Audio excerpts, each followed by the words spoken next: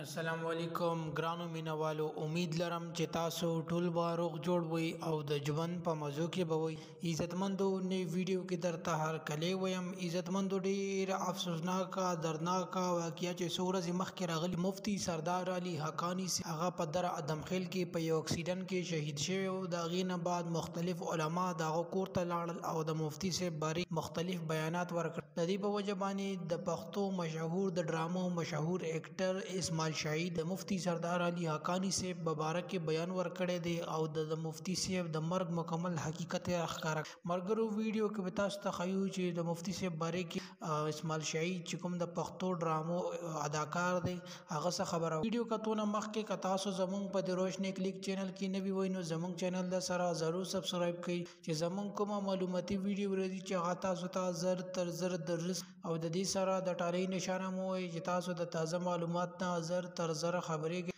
مرګرو ډیر افسوسناک دردناک واقعیا چې څو ورځې مخکې راغلی مفتی سردار علي حقانی سے په در ادم خیل کې په یو اکسیډنټ کې شهید شوی او د غینه دغه بچو ته ملاویدو د پاره او دغه قبر تدلو د پاره مختلف علما او اداکاران او فنکار د مفتی سردار علي حقانی سے کور ته بلاړل او دغه د بچو سره به خبرې وکي او نصیحتونه به ورلو کړل. دی په وجه باندې د پښتو مشهور اداکار اسماعیل شاهی هم د مفتی صاحب کور ته لاړل او د مفتی صاحب بچو سره کیناستو او دا خبرې ورته چې د پلار په قدم باندې لاړ شي ځکه چې پلار تاسو یو با اخلاق یو با ادب او با علم عالم دین او د معاشري عکاسي کوله نو تاسو تم په کار دی چې د والد صاحب په قدمونو باندې لاړ شي او د مفتی صاحب مرګ باره کې دا خبره کوله چې مفتی صاحب تعالی پاک ډیر زیات